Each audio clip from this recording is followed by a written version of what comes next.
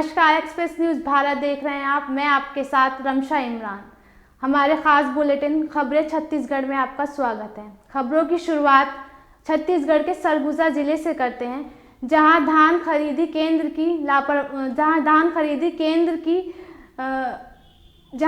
खरीदी केंद्र से खबर सामने आ रही है कि वहाँ किसानों को काफ़ी दिक्कतों का सामना पड़ रहा है। सभी कर्मचारियों की मिलीभगत का भी मामला सामने आया है। देखिए हमारी ये रिपोर्ट। छत्तीसगढ़ के सरगुजा जिले में अमेरा धान खरीदी केंद्र में प्रबंधक सहित कर्मचारियों की मिलीभगत का मामला सामने आया है, जहां 41 किलो 800 ग्राम धान के बोरे तोले किए जा रहे हैं, जबकि राज्य शासन के निर्देशानुसार 40 किलो 600 ग्राम वजन वाले बोरे सहित खरीदी करने को कहा गया है। यही नहीं, कृषक पर बारदाना राइस मिलर्स का टैग भी लगा हुआ है, जो कि पूर्ण रूप से असंवैधानिक है। राज्य शासन द्वारा बारदाना की कमी के कारण पीडीएस की बारदाने सभी समितियों में धान खरीदी के लिए दिए गए हैं, लेकिन प्रबंधक की मिलीभगत के कारण राइस मिलर्स स्वयं का बारदाना समिति प्रबंधक को दिया गया है, जिससे साफ जाहिर होता है कि धान खरीदी केंद्र अमेरा में भारी भ्रष्टाचार का खेल खेला जा रहा है।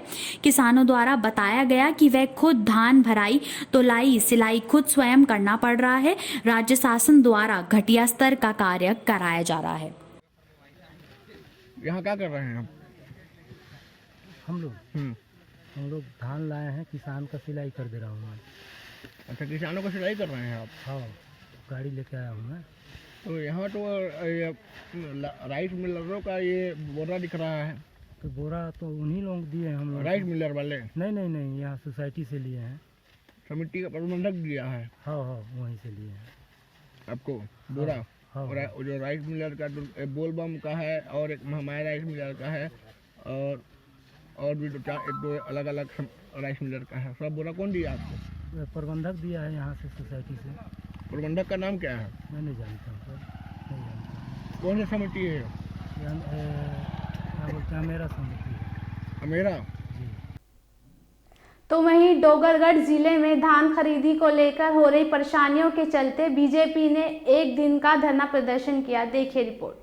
जो कि गलत के डोरगढ़ धान खरीदी में हो रही अव्यवस्था, बारदाने की कमी और किसानों को हो रही परेशानियों के विरोध में प्रदेश भारतीय जनता पार्टी के आह्वान पर डोरगढ़ विधानसभा स्तरीय 1 दिवसीय धरना प्रदर्शन किया गया। धरना प्रदर्शन पर में बीजेपी विधानसभा के कार्यकर्ताओं ने भाग लिया। इस दौरान भूपेश सरकार के खिलाफ जमकर हल्ला बोल किया। बीजेपी के कार्यकर्ताओं ने प्रदेश सरकार पर किसानों के साथ छल करने तथा चुनावी घोषणाओं पत्र में किए वादों भारतीय जनता पार्टी छत्तीसगढ़ के नेतृत्व में आज 1 दिवसीय धरना आज डोंगरगढ़ तहसील कार्यालय के सामने रखे हैं।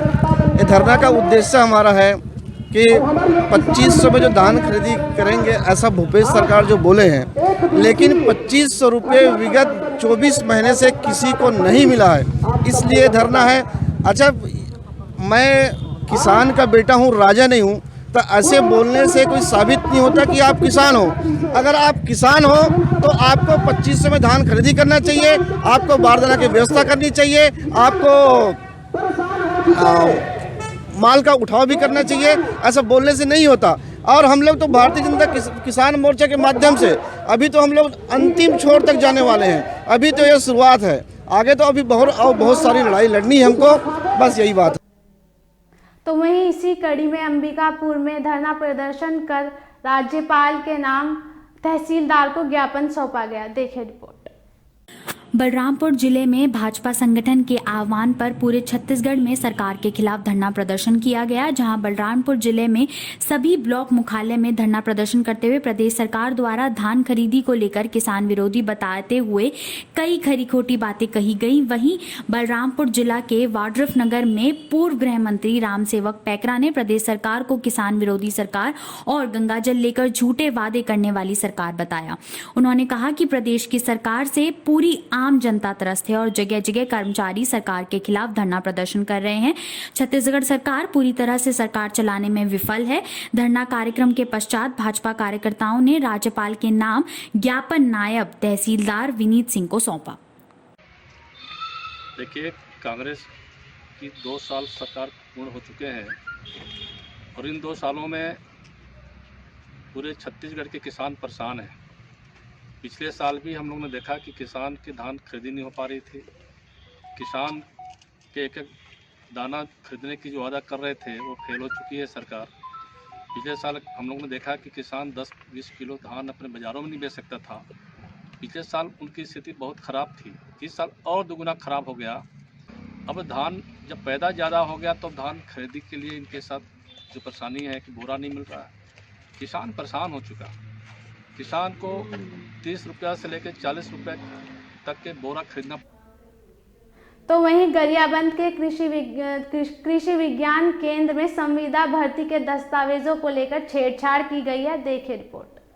गरियाबंद कृषि विज्ञान केंद्र में वर्ष 2020 में हुए सहायक ग्रेड 1 और 2 के संविदा भर्ती प्रक्रिया के दस्तावेजों में छेड़छाड़ का मामला सामने आया है, जिसके बाद भर्ती प्रक्रिया में शामिल हुए अभ्यर्थी ने विभागीय अधिकारी पर आरोप लगाते हुए कलेक्टर गरियाबंद से मामले की जांच व कार्रवाई की मांग की है। अभ्यर्थी प्रदीप कुमार सिन्हा ने बताया कि कैसे स्कोर कार्ड में उसी के प्राप्तांक को छेड़छाड़ किया गया है, जिसके चलते उक्त संविदा भर्ती में जिस पद पर अभ्यर्थी को चयनित होना चाहिए था वह उसे वंचित रह गया। वहीं विभाग के अधिकारी का कहना है कि इसमें सभी नियमों और कानूनों का पालन किया गया है। इसमें रायपुर के कमेटी भी थे। रायपुर कमेटी द्वारा सभी को सोच समझकर चयन किया गया है। प्रदीप सिन्हा ने इस मामले की शिकायत गरियाबंद कलेक्टर नीलेश क्षीरसागर से करते हुए जांच व कार्रवाई की मांग की है, जिस पर कलेक्टर का कहना है कि जिला सीओ को जांच अधिकारी नियुक्त किया गया है। इसमें जांच कर जो भी गलत पाया जाएगा उस पर कार्रवाई की जाएगी और अभ्यर्थी को न्याय दिलाने की बात कही गई है। आवेदक प्रदीप सिन्हा ने मीडिया से हुई बातचीत के दौरान कहा है कि जहां एक और छत्तीसगढ़ राज्य सरकार द्वारा बेरोजगारों को रोजगार देने अभियान चलाया जा रहा है, वहीं अधिकारी द्वारा अफसरशाही दिखते हुए बेरोजगारों का हक मारने पर लोग लगे हुए हैं।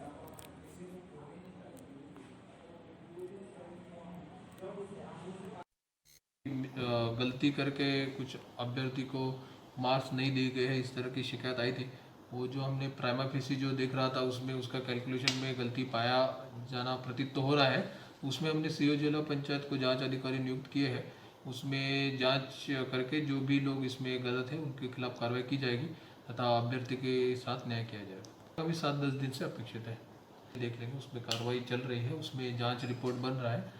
और वो उस दिन भी हमने बताया था कि प्राइमा फेसी उसने जो दस्तावेज प्रस्तुत किए हैं उसमें तो लग रहा है कि उसका कैलकुलेशन में कुछ मिस्टेक हुआ है। अगर ये कैलकुलेशन में मिस्टेक सही पाई जाती है तो उसको जो भी न्याय है उसको दिया जाए।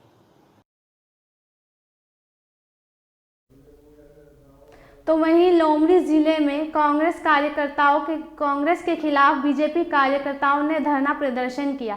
कार्यकर्ताओं ने बैलगाड़ी में सवार होकर पार्टी के खिलाफ नारेबाजी की। देखिए रिपोर्ट। अंबिकापुर धान खरीदी में व्याप्त अव्यवस्था एवं कांग्रेसी सरकार की वादा खिलाफी को लेकर भाजपा ने उदयपुर में 1 दिवसीय धरना प्रदर्शन किया। इस दौरान वक्ताओं ने कहा कि कांग्रेस द्वारा गंगा जल की कसम खाकर प्रदेश के अन्नदाताओं से उनका एक एक दाना धान खरीदी का वादा किया था, लेकिन सत्ता में आने के बाद कांग्रेस अपने वादे से मुकर गई। आज किसान स्वयं को ठगा हुआ है और असहाय महसूस कर रहा है। भाजपा के लोगों द्वारा राज्यपाल के नाम पर तहसीलदार को सौंपे गए ज्ञापन में आरोप लगाया गया है कि किसान के धान का रकबा गिरदावरी के नाम पर काटा गया है। करीब 2 लाख एकड़ का रकबा इस बहाने कम कर दिया गया है। तहसील कार्यालय में आवेदन तथा टोल फ्री नंबर पर किए गए आवेदनों पर कोई कार्रवाई नहीं हो रही है। किसान भटक रहे हैं। रकबा कम होने से निराश होकर किसान आत्महत्या कर रहे हैं। किसान के वास्तविक रकबा के आधार पर धान खरीदी हो। छत्तीसगढ़ सरकार ने बारदाना खरीदी हेतु आवश्यक कदम नहीं उठाया, जिससे खरीदी केंद्रों में बारदाना की कमी हो रही है। इसका खामियाजा भी किसानों को भुगतना पड़ रहा है। कांग्रेस ने किसानों को न्यूनतम 2500 रुपए प्रति क्विंटल की कीमत पर धान खरीदी का वादा किया था, परंतु पिछले वर्ष जिन किसानों ने धान बेचा उनका पैसा भी अभी तक नहीं मिल पाया है। पिछले बकाया की राशि को भुगतान किया जाए, भी किसान को भुगतान किया जाए। आदिवासी क्षेत्र में वन अधिकार प्राप्त किसान के धान की खरीदी भी प्रारंभ किया जाना चाहिए। प्रदेश के किसानों द्वारा आत्महत्या करने को दुखद कर्म जारी है। आत्महत्या करने वाले सभी दिवंगत के परिवारों को 25 लाख रुपए की अनुग्रह राशि प्रदान करने की मांग भी इस ज्ञापन में की गई है। इन मांगों से संबंधित ज्ञापन राज्यपाल के नाम पर ज्ञापन तहसीलदार सुभाष शुक्ला को सौंपा गया है। इस दौरान सभी मंडल के अध्यक्ष, जिला एवं प्रदेश के भाजपाई मौजूद रहे। भूपेश सरकार हर मोर्चे पर विफल है। धान खरीदी का सीजन चल रहा है। सरकार सुनियोजित ढंग से धान खरीदी के समय को 1 महीने आगे बढ़ा दिए हैं। 1 दिसंबर से धान खरीदी कर रहे हैं। दूसरी बात, सरकार गिरदावरी के बहाने बड़ी मात्रा में हजारों किसान का रकबा काटने का काम सुनियोजित ढंग से सरकार ने किए हैं और अघोषित रूप से आदेश किए हैं कि किसी भी किसान का रकबा संशोधन नहीं करना है। ये षड्यंत्र पूर्वक किसान के साथ एक छलावा करने का काम सरकार ने किया। बारदाने की कोई व्यवस्था नहीं है। ये राज्य सरकार का भ्रष्टाचार है। एसडीएम कार्यालय भ्रष्टाचार का अड्डा बन गया है। जनपद केवल भ्रष्टाचार का अड्डा बन गया है। ऐसी सरकार को सबक सिखाने के लिए भारतीय जनता पार्टी के कार्यकर्ता सड़क से लेकर के संसद तक की लड़ाई लड़ेंगे और आज एक गांव एक बूथ से हमारे हजारों के संख्या में हमारे कार्यकर्ता लगा रहे हैं। अगली खबर भी लोरमी जिले से है, जहां वेब स्थापना के नाम पर सिर्फ 9 गांव ही वेब स्थापित किए गए हैं। देखिए रिपोर्ट। नाम पर लोरमी क्षेत्र में 25 गांव में से 6 गांव की ही व्यवस्थापना हो पाई है, जहां शेष 19 गांव की व्यवस्थापना अधर में लटकी पड़ी है। तो वहीं सैकड़ों की संख्या में आदिवासियों के पलायन की वजह से ये मामला अब गरमाने लगा है। इस मामले को लेकर बीजेपी के पूर्व विधायक तोखुन साहू ने न्यायिक जांच कराने की मांग की है। पूर्व सांसदीय सचिन तोखुन साहू का कहना है कि कांग्रेस की सरकार खुद को गरीब और आदिवासियों की सरकार कहती है, लेकिन वन मंत्री मोहम्मद अकबर के गृह जिले से रोटी रोजगार और पलायन कर आखिर क्यों इतनी संख्या में लोग लोरमी पहुंच गए हैं। यह एक गंभीर विषय है। उन्होंने कहा कि आदिवासियों को आखिर किन मजबूरियों से अपना गांव और घर छोड़ना पड़ा और जब वो लोरमी के जंगल में आकर बस गए फिर उन्हें बगैर हाल जाने क्यों खदेड़ दिया गया। पूर्व विधायक तोखुन साहू ने कहा कि कुछ आदिवासियों के साथ मारपीट की भी बात सामने आ रही है, जो कि बेहद गंभीर मामला है। इस पूरे मामले की तत्काल न्यायिक जांच सरकार को करानी चाहिए। गौरतलब है कि कवर्धा के बोडला ब्लॉक से 8 दिन पहले लगभग 300 से अधिक आदिवासी पलायन कर लोरमी के सरगड़ी वनग्राम में बस गए थे। पलायन कर पहुंचे इन आदिवासियों का कहना है कि पूर्व मुख्यमंत्री ने आदेश दिया था कि वह जगह देखकर कहीं और बस जाएं, क्योंकि जिस जगह पर वह अभी रह रहे हैं वहां जीवन चला पाना बेहद मुश्किल साबित हो रहा है। उनके सामने वहां रोजी रोटी तक की समस्या आ रही है। इसलिए क्षेत्र के विधायक वन मंत्री मोहम्मद अकबर ने भी आश्वासन दिया, जिसकी वजह से वह लोरमी बसने चले आए थे। आपको बता दें कि 5 दिन बाद रविवार को सभी पलायन कर पहुंचे आदिवासियों को वन विभाग और पुलिस की टीम ने दल बल के साथ पहुंचकर गांव से खदेड़ दिया था। अपने यहाँ पहुंचे थे, इस पूरे मामले पर आप लोगों का क्या कहना है? भूपेश बघेल जी की सरकार अपने आप को किसान हितैषी सरकार कहती है, आदिवासियों की हितैषी कहती है।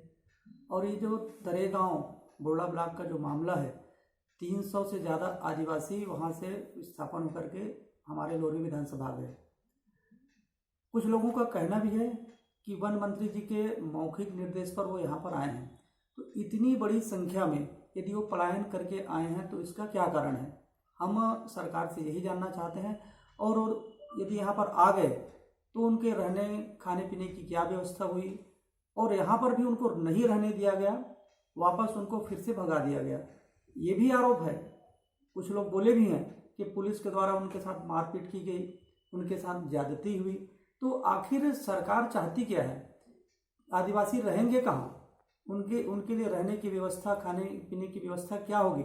और सरकार यदि अपने आप को कहती है कि वो आदिवासियों की हितैषी है, तो हम ये चाहते हैं कि इसका न्यायिक जांच हो और जो दोषी हैं उसके ऊपर कार्रवाई होनी चाहिए, क्योंकि ये गंभीर मामला है। वन मंत्री जी जिस क्षेत्र का प्रतिनिधित्व करते हैं वहाँ से आदिवासी पलायन होकर के वो हमारे लोरमी विधानसभा आए हैं। तो वहीं छत्तीसगढ़ के राजनंद गांव में माओवादियों ने सरपंच पति को मौत के घाट उतार दिया। पुलिस ने जंगल से मृतक का शव बरामद किया है। देखिए रिपोर्ट। मृतक का शव जंगल से बरामद किया है। घटना के पीछे की वजह मुखबिरी को बताया जा रहा है, जिसकी वजह से नक्सलियों ने इस घटना को अंजाम दिया। बताया जा रहा है कि घटना राजनांदगांव जिले के मानपुर के परदोनी गांव की है। जानकारी के मुताबिक सरपंच पति के घर नक्सली आधम के और फिर उसे वहां से जंगल की ओर ले गए। दूसरे दिन जंगल में उसका शव बरामद हुआ। मृतक के शरीर पर मिले चोटों के निशान से अंदाजा लगाया जा रहा है कि नक्सलियों ने उसके साथ मारपीट की है। मृतक का शव जंगल से बरामद किया है। घटना के पीछे की वजह मुखबिरी को बताया जा रहा है, जिसकी वजह। तो वहीं बलरामपुर में जिला औषधि विभाग ने बड़ी कार्रवाई की है। देखिए हमारी इस रिपोर्ट में। बलरामपुर वाड्रफ नगर में खाद्य सुरक्षा एवं जिला औषधि नियंत्रण विभाग की संयुक्त टीम ने सार्वजनिक स्थानों पर प्रतिबंधित तंबाकू युक्त पदार्थ को लेकर नगर में कार्रवाई की गई।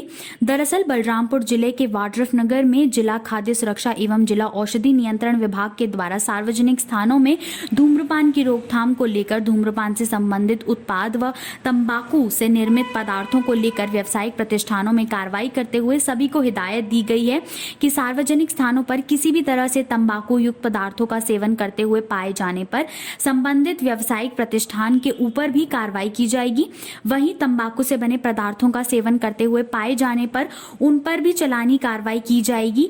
वहीं दोनों व्यक्ति व्यावसायिक एवं उपभोगकर्ता पर कार्रवाई बनती है। इससे बचने के लिए अपने अपने व्यावसायिक प्रतिष्ठानों पर किसी भी प्रकार के धूम्रपान एवं तंबाकू युक्त पदार्थ का सेवन ना करने दे, ऐसी ही हिदायत व्यवसायियों को दी गई है और साथ में सांकेतिक बोर्ड लगाने के निर्देश भी दिए गए।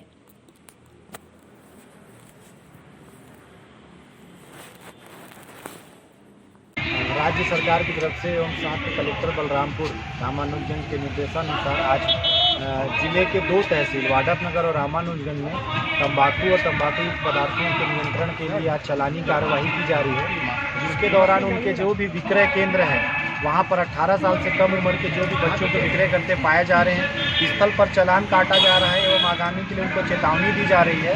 साथ ही साथ बोर्ड लगाने के लिए कि पब्लिक प्लेस करते पाया जाएगा तो उनके ऊपर चालानी कार्रवाई की जाएगी। इसकी चेतावनी के साथ साथ पूरे बाजार में बोर्ड लगवाया जा रहा है।